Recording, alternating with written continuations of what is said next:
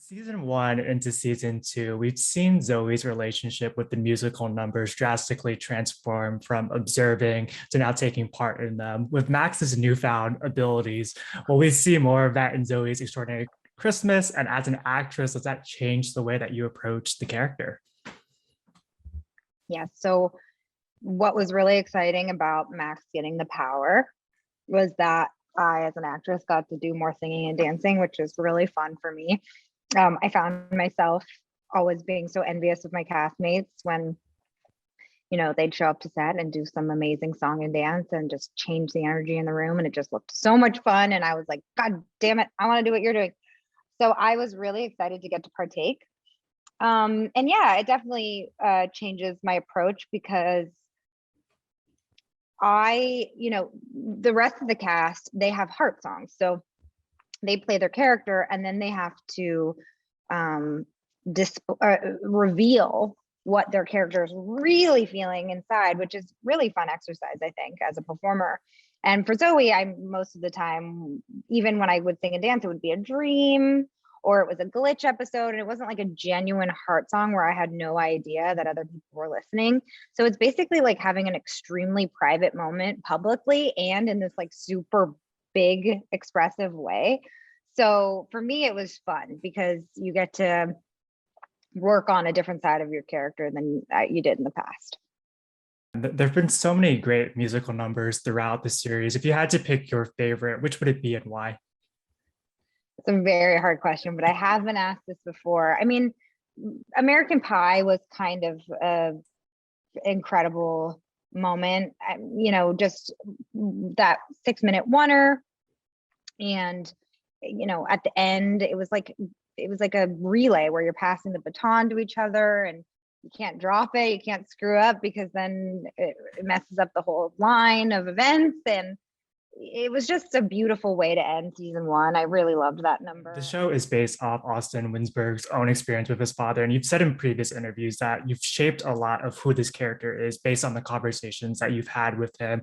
As Zoey approaches her first Christmas without her father, what was that collaboration like? What were those conversations? I think what is fun about Zoey is that she is, very neurotic and she can just like spin into outer space very quickly. And so when she hears or when she realizes Christmas is coming up, she just starts to spin. And, we talked a lot about the comedy and Zoey trying to control everything and trying to get everything perfectly right. And, but like basically slipping on banana peels along the way. And we're all going, oh, Zoey. But, also in all seriousness, this is a very emotionally triggering time for her. This Christmas is about family and about coming together. And it's just another reminder that her family is not going to be the same as it was in the past. And, they're all dealing with their grief differently. That, her brother's thinking about going with his in-laws and her mom is going to go to Hawaii with Deb. And I think Zoey just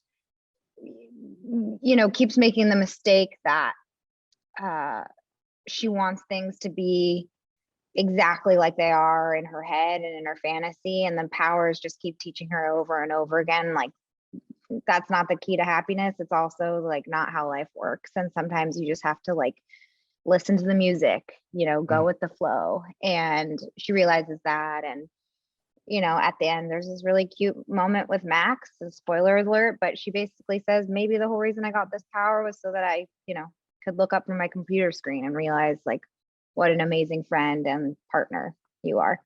Mm. And the fans have really championed this series. What has that response meant to you? And wasn't it meant to you to get the opportunity to step back into this character again? I mean, it's so gratifying as an actor to hear that the work that you did moved people and affected them and was important to them. And I am just so honored and grateful for the support from the fans. And, I don't think that we would have made this movie if it weren't for that.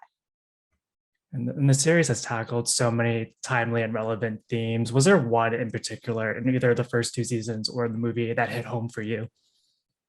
I mean, in many ways, I think the reason why the show is as effective as it is because we can all relate to all of the experiences, even if we've never had postpartum depression. I think we know what it feels like to be isolated and afraid. And even if we haven't lost a parent, we know what the need for parental protection and love feels Mm. like, and there's just, like you said, like very universal themes. I was really moved by season 1, episode 4, Alex Newell's Mo's storyline. I thought it was really brave and vulnerable and beautiful, and I loved Alex's performance. And I'm just so grateful for his contribution to the show. I also loved Jon Stewart's performance in Black Man in a White World. I thought that was, one I can watch over and over again and was just really powerful.